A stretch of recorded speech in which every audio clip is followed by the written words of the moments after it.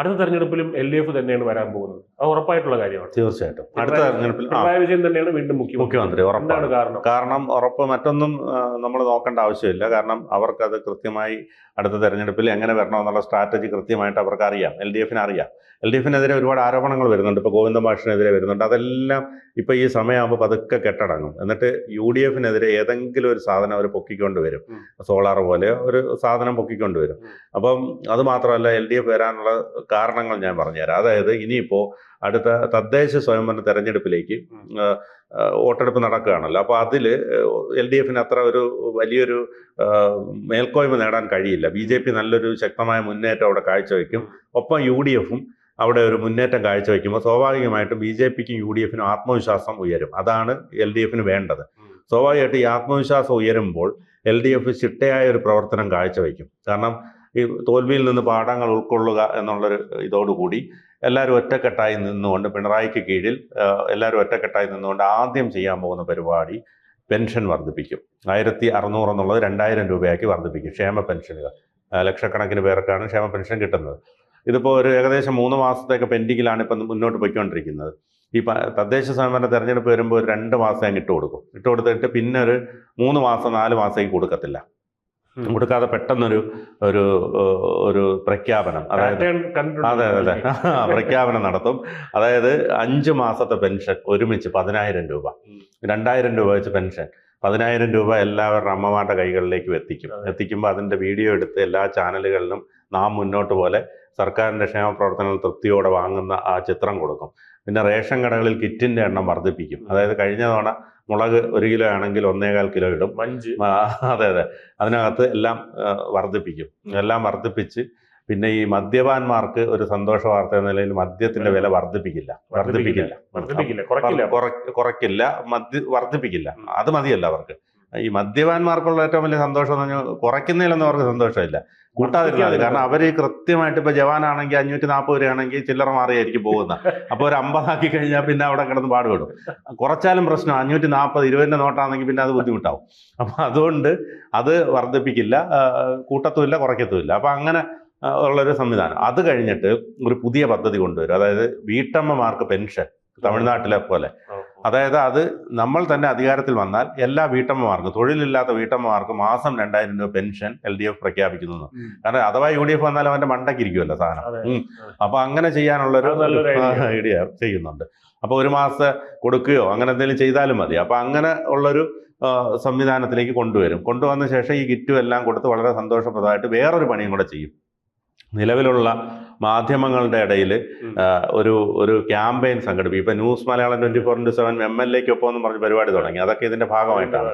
അപ്പം ഇനിയും പിണറായി സർക്കാർ തന്നെ വരും എന്നൊരു പ്രതീതി കേരളത്തിൽ മാധ്യമങ്ങളെ ഉപയോഗിച്ച് സൃഷ്ടിക്കും. 7 മണി ക്ലിപ്പിംഗ് എടുക്കും. അതെ എല്ലാ ചാനലുകളും പറയും അടുത്ത തവണയും LDF തന്നെ അധികാരത്തിൽ വരും. രാവിലെ മോർണിംഗ് ഷോയിലെല്ലാം എല്ലാ ആങ്കർമാരും ഒക്കെ പറയുന്നു ഇപ്പോൾ LDF തന്നെ വരും. അപ്പോഴത്തേക്ക് സംഭവിക്കുന്നത് പറഞ്ഞാൽ കോൺഗ്രസ്സിൽ മൊത്തം പടലപ്പിണക്കങ്ങളും അവിടെ മുഖ്യമന്ത്രിക്കുള്ള അടിയും ശിഥിലമായ പ്രശ്നങ്ങളും ലീഗിന്റെ പ്രശ്നങ്ങളും എല്ലാം വരും.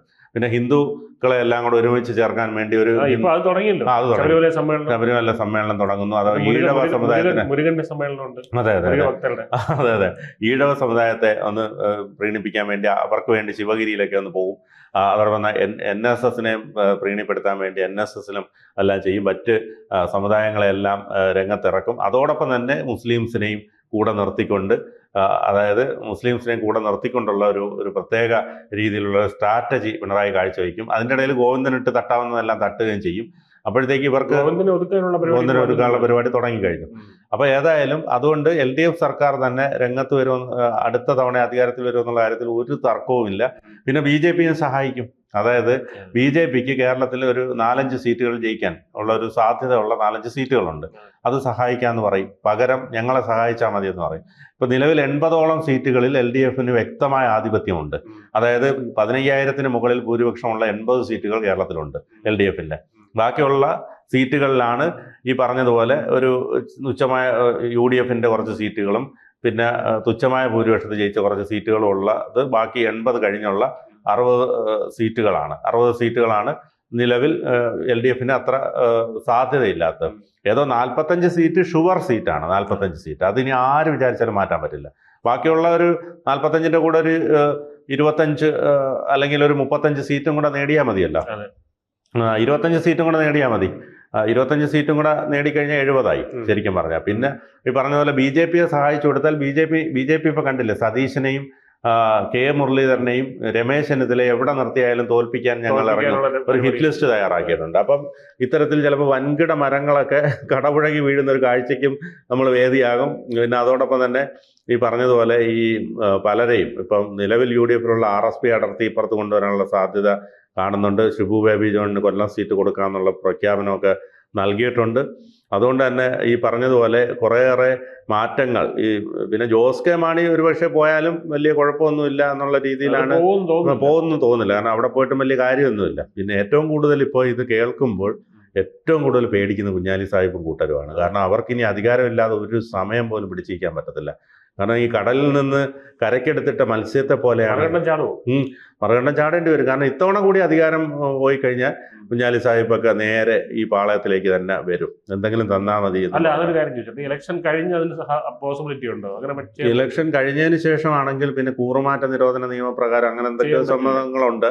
അത് എന്തൊക്കെയോ അത് കുറെ നൂലാമാലകളൊക്കെ ഉണ്ട്. അതൊക്കെ പിന്നെ അഴിച്ച് വരാനുള്ള സാധ്യതയൊക്കെ ഉണ്ട്. അപ്പൊ അത് മുൻകൂട്ടി കണ്ട് ഇപ്പോൾ എന്ന് പറഞ്ഞാൽ കുഞ്ഞാലി സാഹിബിന്റെ ഒരു കാല് UDF-ന്റെ വള്ളത്തിലും ഒരു കാല് LDF-ന്റെ വള്ളത്തിലും ചവിട്ടിയാണ് നിൽക്കുന്നത്. ഏതാണോ മൂവ് ചെയ്യുന്നത് അതിലോട്ട് പതുക്കെ അങ്ങ് ചാമ്പി കയറാനുള്ള പരിപാടിയിലാണ് കുഞ്ഞാലി സാഹിബും കൂട്ടർ നിൽക്കുന്നത്. അപ്പോൾ അതുകൊണ്ട് എന്തായാലും LDF തന്നെയാണ് അധികാരത്തിൽ വരുന്നതെന്നുള്ള കാര്യത്തിൽ ഒരു തർക്കവുമില്ല. പ്രത്യേകിച്ച് BJP-ക്ക് കുറച്ച് ഒരു 4-5 സീറ്റുകൾ നേടാൻ LDF സഹായിക്കും എന്നുള്ള കാര്യത്തിൽ തർക്കമില്ല. നമുക്കറിയാം ഇപ്പോൾ തിരുവനന്തപുരം ജില്ലയിൽ തന്നെ നേമം, വട്ടിയൂർക്കാവ്, കഴക്കൂട്ടം ഒക്കെ തുടങ്ങിയ മണ്ഡലങ്ങളിലൊക്കെ BJP ലോക്സഭാ മണ്ഡലത്തിൽ 1ാം സ്ഥാനത്ത് വന്ന മണ്ഡലങ്ങളാണ്. അതോടൊപ്പം തന്നെ തൃശ്ശൂരിലെ കുറേയേറെ നിയമസഭാ മണ്ഡലങ്ങൾ 1ാം സ്ഥാനത്ത് വന്നിട്ടുണ്ട്.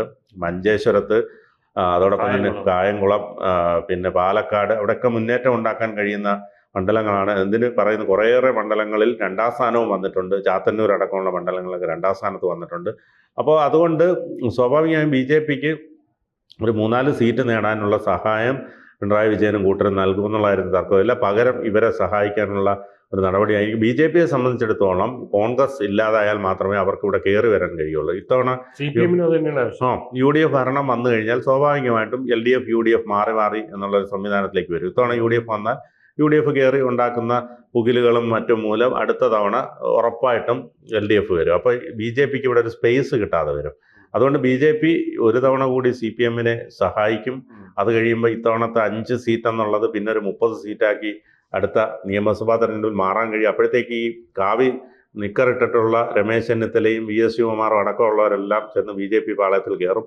അപ്പോൾ അതുകൊണ്ട് തന്നെ അവർ പിന്നെ അപ്പോഴത്തേക്ക് BJP കുറച്ചുകൂടെ ശക്തമാവും. നെക്സ്റ്റ് തെരഞ്ഞെടുപ്പിൽ BJP-ക്ക് പറഞ്ഞതുപോലെ ഈ 5 സീറ്റ് എന്നുള്ള ഒരു 30 സീറ്റാക്കാൻ പറ്റും. പിന്നെ അടുത്ത ടേമോടുകൂടി BJP-ക്ക് ഇവിടെ അധികാരത്തിൽ വരാൻ പറ്റും. അവർ വടക്ക് കിഴക്കൻ സംസ്ഥാനങ്ങളിൽ പ്രയോഗിച്ച അതേ തന്ത്രം തന്നെയായിരിക്കും കേരളത്തിലും സ്ട്രാറ്റജി നടപ്പാക്കുക. അമിത്ഷാ അതിനുള്ള തന്ത്രങ്ങൾ ഒരുക്കി കഴിഞ്ഞു. ഏതായാലും നമുക്ക് കാത്തിരുന്ന് കാണാം.